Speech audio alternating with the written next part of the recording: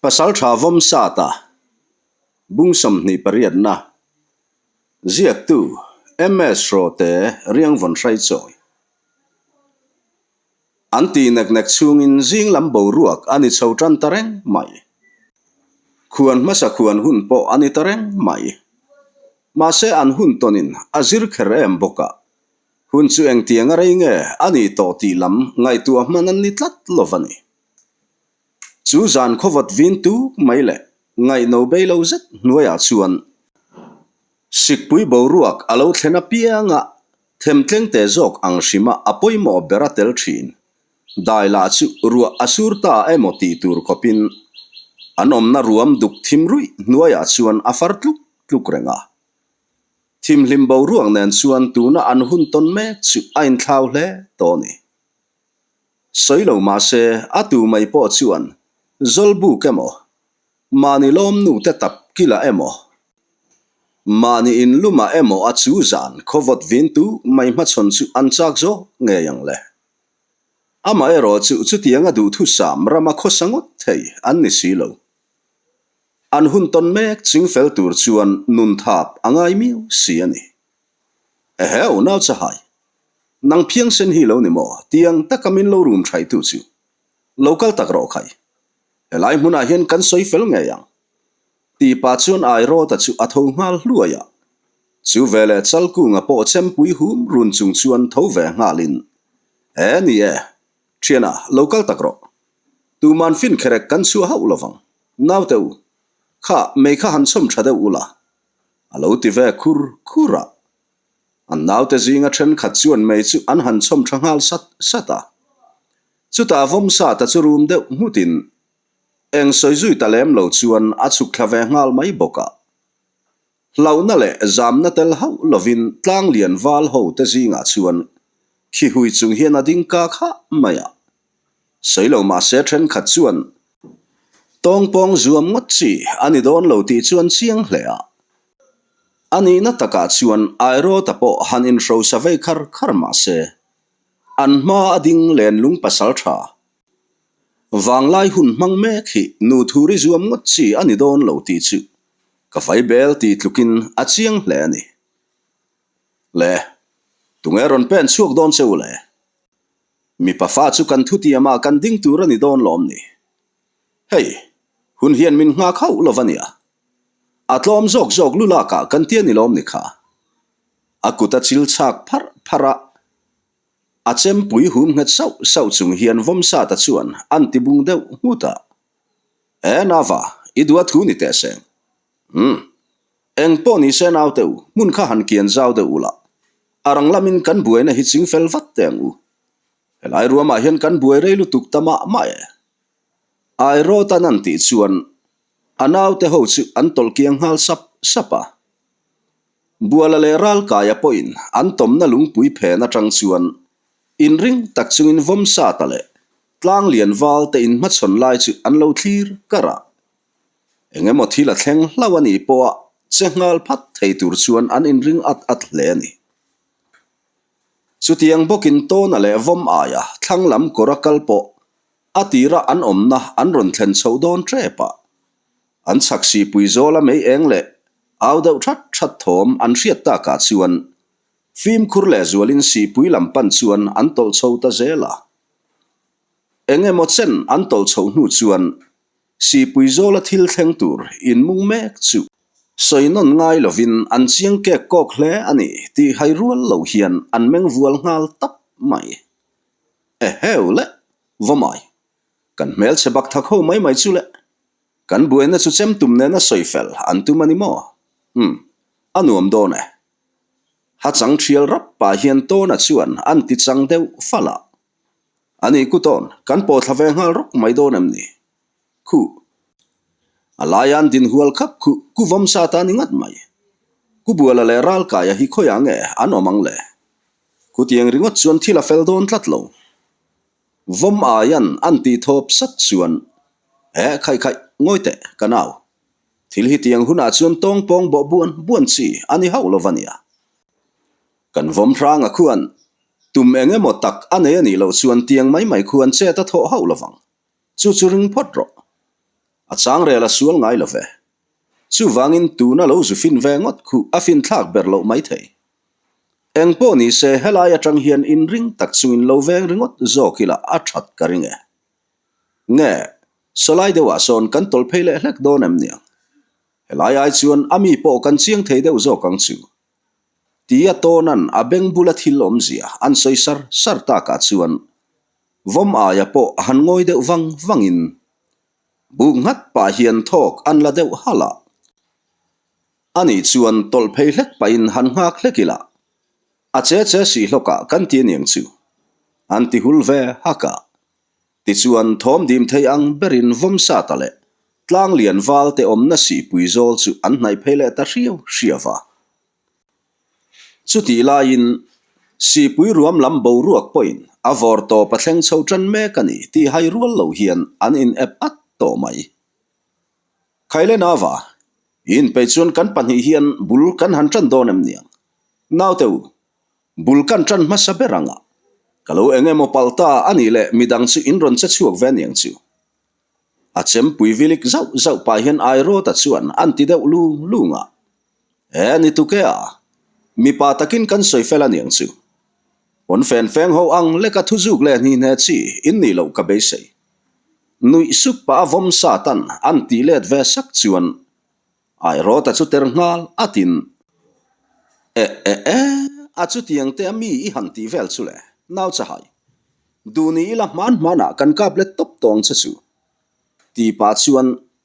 che chuak ngal thutin a chem chu an vai lew ngal puata vom sa ta po rang ta kalo in her ngal zokin ai ro tan chemaron vai chuale ma a chem vai chuak man ngai tur chuan tran munalo siam rem ngal vata ama ero chu abe sei aya ma in ai ro ta chuan chet aron thole ngal zat mai kong zon vela a chem chu aron hloi phele puat mai le chu zet zong mi fim khur vom sa ta po afihlim man lo teu ther le ani rang taka zuan zok pa hian nunglama tollen ngal dorin rem lovin a chem chu an vai ve ngal puata poero atok lem lo ti hriat tak hian ai ro ta chu anui vur mai eu naw cha hai in ring na sar o kha chu ai te chin na mai ani kha ale pe ka chun ka thel don to hau lo chenia ai ro ta chun han ti hlukin meng bial pup chunga chiang zeta ai ro ta mel ku au chung chuan thiana ngange mi I hla thlem mai ni le thile dam in kar hi saipir khat lek ani ti hreta che vom sa ta chun an tilet ve sala ani nu kha lo in ring ro ti that pa hian ai ro ta chuan a chem chu zuan zok pa in chuk zong deuh hlek hian an vai le puata vom sa ta po rang ta kalo tol son zavin ai ro ta chem vai tlang thapen alak lo tlema han petek zau lai hun ol chu mu maya tum hau lo rang lu tukin a chem hriam bakta mai chu niam deuh rai hian an vai ve ngal zok maya chem hriam takin ti sa afu no chak rual chuan ai ro ta chem hum na lam ban chu zoi ngal nokin a chem ken po a thlau ngal noka thi sena chuang ngal zai mai ma se chu tiang mai maya wanga tlom thu cha ke ro tlang lian pasal tha ai ro ta chuan a tum bi khau lo akut ding lam khai zoi nuang chung le thi sen kai nuang chung chuan thip fe hian vom sa ta chuan mela a hliam atanga thi sen chuak chu le ya a far fap mai bok nawa kan be tak don chaw ania o mi pafa chuan thi sen far top thleng thakin kan ti niang chu ti that pa hian ai ro ta chu ain ro sakhur khura vom sa ta ero eng soilem lovin ai ro ta mel ku au chung chuan anui vur ringota phim khurna ero a hlo hau lo ti hriat tak hian a chem chu a hum nget sau mai chu ti lai tak chuan ai ro ta thian pa chalku nga chu chem tum nen haron pen chuakin e khai thiana lova cholto ke man kan ngum khak pa chu kan ma chon ve to nge ti pa hian ai ro ta ma aron ding ve ta at mai vom sa ta chu thi zetamel zuin a chema ko wa pa chuan nawa inga mani chun ron chero le ke ma hi min be zui don nge hun tha in ei lai hian in thiar fi hlim ngal don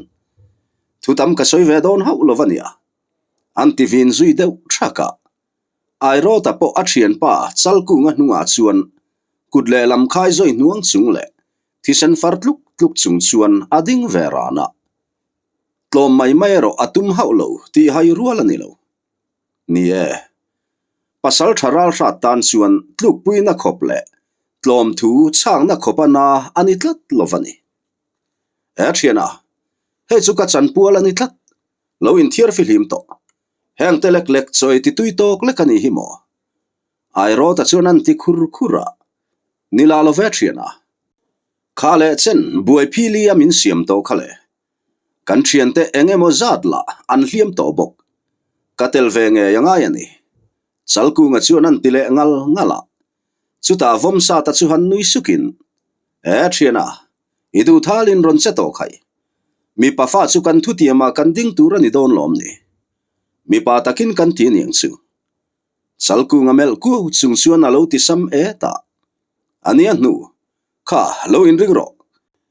tia vom sa ta dar uai nop kho pa sa tuma chalku nga che chua tum lai tak chuan heu khatiang khan mo kan ti don khatia in beite ber zo fel ma athatharina in thak chil zel te zongin thildik ber po ni lo chuan khati ni chuan keipo katel ve du e thiana kan panin kan in ma chon zo kan ing chu ti pa chuan an tom na tangin chempui hum run chung hian buala chu aron chuaka vomsa ta te om na lam chu apan thangal vuta eng soi lovin tlang lian wal ta chuan an lo thlir thap mai an ril ru tak chuan mi eng zat tak niang mo ti chu an ngai tu aru rau to maya an ho tu pa ai ro ta mi be pa huai sen ziale in sual thiam da na tang hian tu na an ma aron ding me pa po hi ane phau lovang ti chu an ngai tu rau to maya ni eo thiana nga ngai ron lan du ting tang ni he thila hi chuan ke man mo kalang ka ti khamo mo kala zo talo ani le kan bungrem rum mai talo nui suk pa hian vom sa ta chuan lo ti sam etin e thiana chu tiang chu ni la lo ve dik takin buena chin fel tur kan ti khamo hei ani nan hian kan lo in ma chon ve thunga ti khan isa hliam kha ngai ngam tak khan be zui mol mol to ke suk pa hian buala chuan alo ti fel ve eta vom sa ta soi mai tur shelo chu ke suk pa hian buala mel rul chung chuan han rum deuh mutin chuti tur chu mo ni don an ti thop deuh suta khaile thiana hei hun hian min nga khau lovania ka soi tong khan thathar ve ve chu kan in ma chon don lom ni a chempui hum ngat sau pa hian buala chuan han ti hul deuh hakin e ni tu ke a mi pa takin kan ching fel aniang chu nau teu tlemin hun kha han kian zau le deuh ula tu man fin ro lo chu hlek suang cheu ti pa hian chalku nga chu in ring takin ading kak ve ngal ha anin ma chon ta at mai anin kara chuan eng thu thlum mai muna chang lo mai ni lovin chu tiang thu chak chuak tur om ang ril rupu re nganom lo an buena hi tongka maya chin fel thei maya ni to thlat lovani tlang lian wal te po in an ho tu te pani din huna zirin an din hun chu achiang hle don ani ti chu kavai bel ti tlukin an chiang ke kok hle ani khaile pasal tha ke ni po ma ba kan la nei khamo kan ti tur chu nga khot lai lovin han zo vat lo ang miang vom sa ta chuan lo ti ve lukin a chem pui hum nget sau pa hian ai ro ta chu anu izui vura pasal tha po ke kani in ti ve ngat ai ro ta tan zong tunge ani ti po chiang taka a hriat lo le melen reng po a aya naw zok le ton hriat nga lo zok ti hriat ngoi na chu ti tak maya an basangam ngot mai chu paidam harati hle ni ti hai rual lo hian a hriat tok le ka phun bul chung le mengsen room chung chuan vom sa ta chu a hnai phei ngal vuta chuta chil chak phur pa thi zeta vom sa ta mel chung chuan naw cha hai tunge kani hi i shelo tak zeta ni mo he ka hliam chete awang hian ka truan fum ta viau tura min ngai rokange iti sual chia wa don ania ti thum bul pa hian akut hliam lo lam chuan a chem thlau chu a char le ta thiana eng mi po ni la thu kan tiam to a mi pa takin kan hlen mai tur la ni atlom zo ka kalo tang ta ni le kalu hi ila anga in kho salama mi zong zong mu turini khai mai niang chu eng po ni se tu na ri chuan eng soina khuwa po kuak lo hi kan phalna la masalova kan ram chung in ron dai lu ngot mai hi in tur pha zolel don ani tak ber hi nui tho chung hian vom sa ta chuan alo ti le khawa chu thu zat chuan ai ro ta che ka fan tarai mai le phiang sen cha chuan nawa tu fara lo nge mo in nei chai chu le tlang lian lal zakupa pasal tha hi min hre chiang lo tak zet ani mo ani anu kha lo in ring ro ti pa hian ai ro ta chuan a chem pui chu an vai ngal puata vomsa ta po rang ta kalo person zavin ain siam rem le ma havin ai ro tan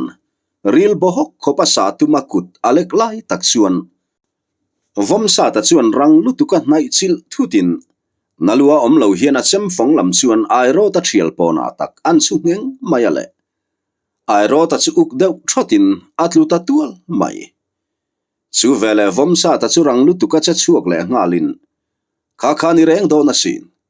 ti supa chuan dim doi na tel hau lovin ai ro ta rok chu zai sak ngal borin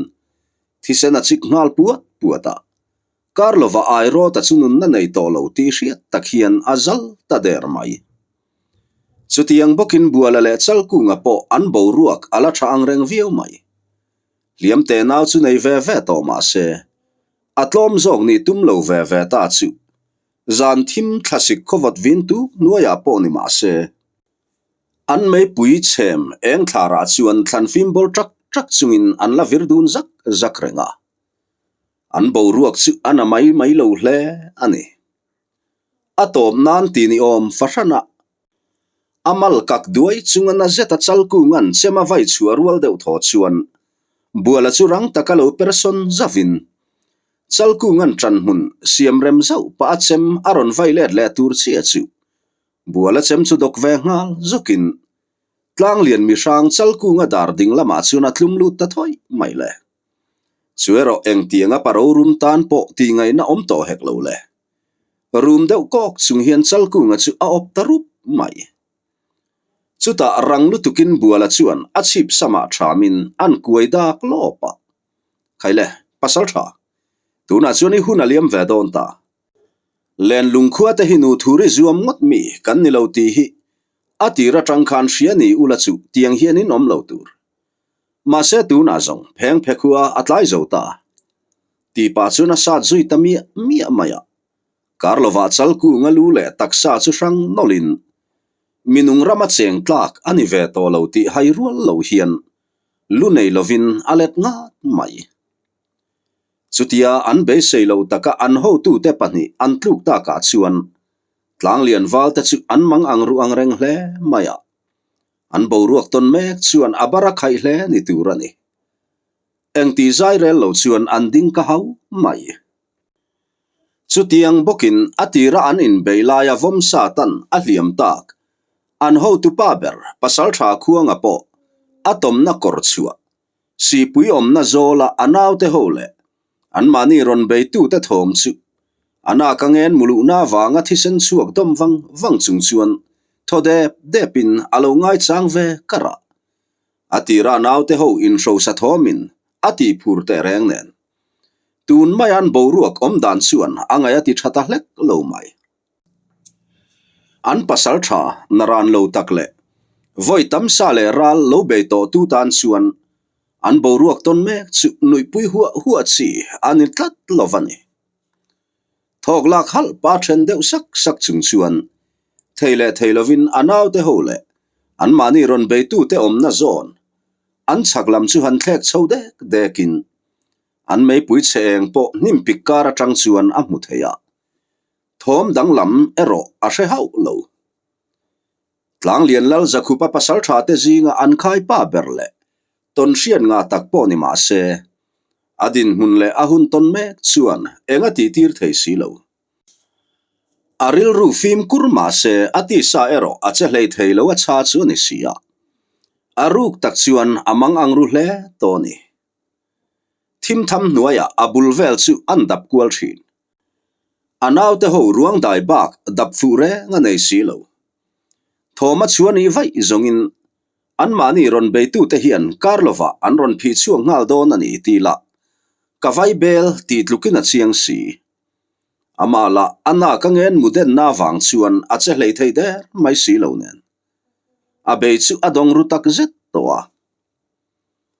avotuin e ka che ti zong an nei zo anita bermai chutia engemo angai tu rau lai tak chuan chaklam anaw te hole an mani ron beitu te omna si puizola tang chuan aude that thom aron chuak ta chu vele pasal tha khuanga chuan uluk zetina beng chu atun ngal ra mai khatia tlang lian pasal tha te pani vomsa tale bualan antuk zal ta ka khan annaw te ho shil haile angai na shelo chu engemo chen ham hai takin an ding ngoi renga vomsa tale buala po nun thap tak meva in be kha an ni ve bok nen an chawang reng hlea eng soi lovin tlang lian wal temel kuo chung chuan an ding dun wang mai chuti rualin aral ramakal thei tole zongom tia puan thua tel zolbu kapom luta riak ngam to chin mi pa fa ve riang ruang chuan an bo ruak ton mek chu eng po ni don se ngoi bo pui mai an tumbi khau lo ti chu a chiang hle ni chuta tlang lian walte zinga pakhat chuan chakle thlang mel ral pa hian an ho tu pa airo ta silai tun chu thutin khaila ti that pa hian vomsa ta te chu bei atum ta maya chuti lai tak chuan an chak deuh loka om tona le vom aya chu silai tin ko wa chung hian an ron aw ngal thata chu aw thom chu ni tlang lian pasal tha khuanga khan alo hriat ni eheu khatia nom to nu po fin rol chuin la tum cheu mai ni kati mi pa takin kan sing fel do ne motia nava isilai cheng khan met per vaite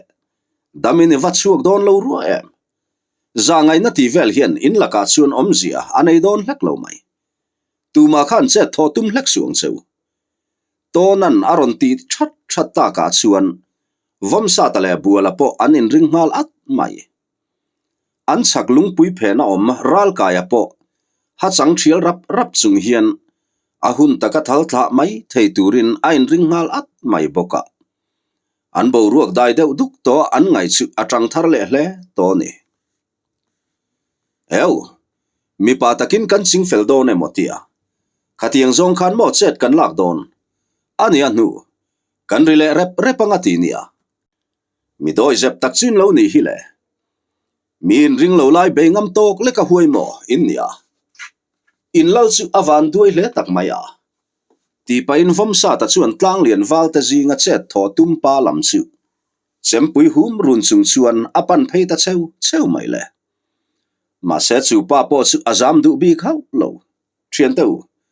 eng thil po thleng don se hetia se pui ru atur ngot tur ani bik lo ve kan ni tlang mai talong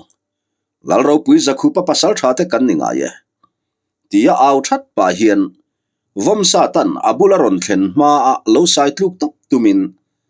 an ho tu pa ai ro ta silai da chu achu ta thut maya ma se chuti lai tak chuan chaklama tang hian silai ron puak rual durin chu pa chu pai ang thlor hian a hlom ngal nok mai che tholui tum su ka ti chewani lom ni treng za thian to na chuan aron ti le thata chuti rual deuh tho chuan ral kaya po chempui nen rang zeta vomsa ta te om nalam ron pan thlave ngalin kuvom pakhan ma kha kan zuwa tur ani lo ti pa chuan aron du thangal pura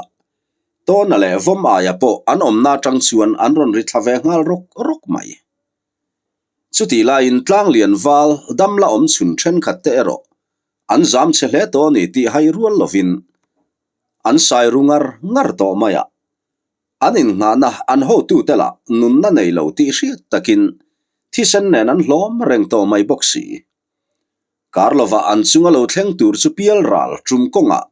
ker tu yamong khong zat chunga an thian te zui ani don ti chu an chiang ke kok le to a an mani be tu te kut dik zia le huai sen zia baka mi pahnih khat lek an ni lo ti la ka vai bel ti tlukin an siang to bok nen an be se ya sang to lo hle ani meng bial pup chunga tlang lian wal te ho mel kual rul pa hian vom sa ta chu han kiai deuh sukin thian teu tuna hian damin in chuak lo mai thei ani o hetiang mi tha le ar tal hian tiril min tham ei lovania tin tlang lian lal zakhupa pasal tha te mo in ni kha a tha e in ruang dai hi chu helai hmuna hian ramsa te cho kan hu chianga in luero kan wang kho salama kan kha yang chu ka thu to pani in chiang mo antivot raya atong chu zoi viu ma se tlang lian wal te ta nero beng buladar khuang tumtluk zetaring aneloi sia chan mai ngai na po an hrelo ani che kang chu an ngoi tha mai chu ti lai tak chuan to na le vom aya po an ron thleng thlave chia e khai thian teu kan tel lovin lo in chin fel in tum ngotem ni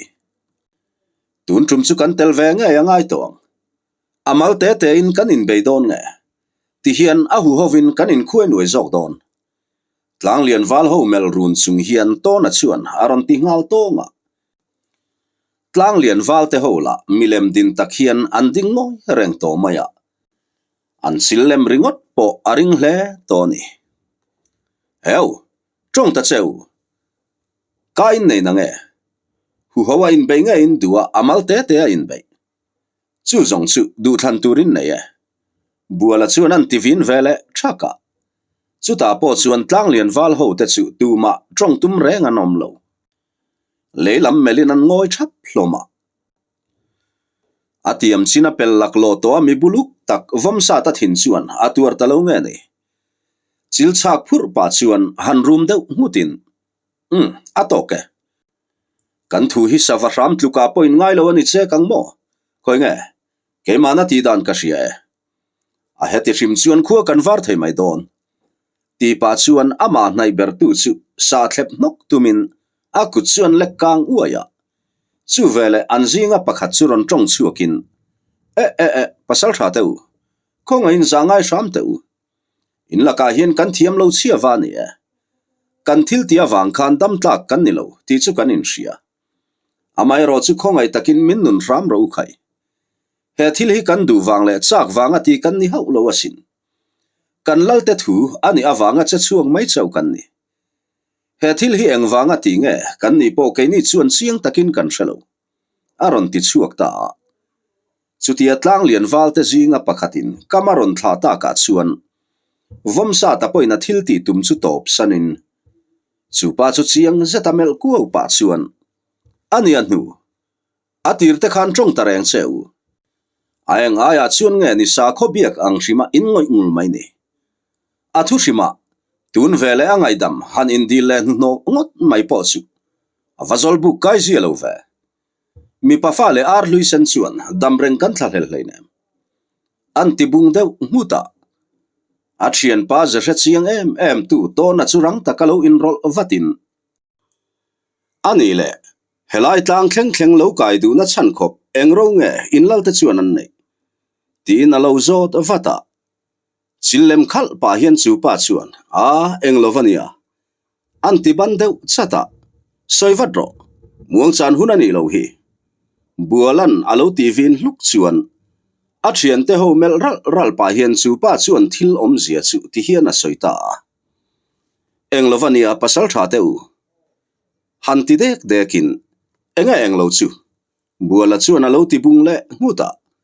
chuta thok la khal pa hian chu pa chuan athu soilai chu a soizom le ta soitong khan kan lal pa hi kaizol lal zathanga u naw pa zakhupa nia enga motilai khan len lung pasal tha te chuan kaizol khuwa chuan run nek mai ani oma chuta chuan an lal zathanga po athi nge ani ome chu thu a u naw pa kan lal zakhupan a hria chuan athin rim hle maya a u naw pa ta na phu balak po achak hlea ma se thilani tur ang ani vek to awangin ti ngai na tak aom to silova athin rima in so mai renga ma se van nei thak takin kan ti don nge kan lal u naw pa kaizol lal zathanga fa panaw pangjok za sanga chu adam chuak hlau maya chu kan lalpa chuan awm puita a unau pa fa pa chu tlang ran chantira engtika emo apa phuba laktir chu atum ru hlea chutiang te ni wang chuan din mun so nge nan kan lal chuan chanala na sa hle maya apa sal tha then khat tele atlangwal rual engemo za chu kan murem chana piang khuwa beya an ro hlu le salte koi turin min ti ta lal thu ani miawa wangin kan nial ngam silo kan du dan ni lo deuh ma se kal chuak tura than chua zinga kan tel si kha chuan kan kal lo thei silova du le chak wang ni hau lovin thu pe ka wang zokin kan tek chuak tamai thin zokani ti chuan a bak zong chu heti hi kan ni tak hi chu pa chuan an ti chuai raya chu pa ina thil om zia an soi zo ta ka chuan vom sa ta te ho chu in melton zakin an ngoi ta thap mai heu in lal phiang sena chu kai zol lal nai sai lo zathang dul ranga unau pa mo lo ni renga len lungkhua te laka a unau pa phuba alak theinan mo chu tiang chun se ta lo tho a that chu ani anu nang ni po in dam ve reng na tur thu a om lo ve buala chu na tiram takmak mai kai zola anu ne na re thei takan om lai le lal chung kwa te na diriam taka an lo soi sak thin dan te chungai tu chuak rau ravin athinarim thar hle ni chutiang bokin vom sa ta le to na po an bang chung lo tun ma an hlim na le an in phen na kul pui thiata fa riang vaya siam tu kha kai zol lal zathanga nge khania tu na afa pa le a u nau pa chuan phubalak tumin beipuyan thak mek chuan isia ma se chu tiang awang ngot chuan heng an ma ading mek nun thlahel ve ngoi an du wang reng ni lova thu pe ka wang zo ka chuak ta te nun lo mang thak ngot hi thil dik berani angem ti ta chu an ngai tu zui rau mai ni soi to ang khan heng len lung pasal tha te hi hun thim le khir tak pal tlanga ron chor chuak an ni awang hian ro rum hlom hle ma se an hun liam ta te wang khan nun hlut zia le thina in hring nun a ngong nat zia te baka mangai te then le chan nat zia hrechiang tu te kha an ni miawa wangin tunan boruak ton me ka po hian thutlung na siam har an ti hle mai po hi a om lo shan lo ve enge mo chen an ngoi tlan wang nu chuan vom sa ta chu han rum de umutin eng po ni se kan heti ta ka chuan enge kan soi chuan ang le eng thil po lo thleng se kan thak na kan thak to mai aning chu nun na hi a hlua tuna hian in nun hi kan zuwa do na ni ama ero chu that na vekin in rulet ve turani ang helam hoi hian voi te khat ma ke in ron pen le to turani lo ti khan in man ruwa te khada ula in kholama kal ngal wang ro nunglam hi hoi po ron hoi le reng suang cheu in khuwa in thlentika in lal zakhu pakianga chuan kan thil ti hi khuanun remati lovania nge heti zong hi damin kan ron ho in ti don nia tuna kal ngal ro vom sa tanan ti that ta ka chuan tlang lian wal dam la om chun te chuan an hlau hle ni turani an man ruwa te chu leya da thangal sokin an kholam pan tur chuan atira an ron lu thang na lama tangin thim tham nuaya anin dap phei ngal roka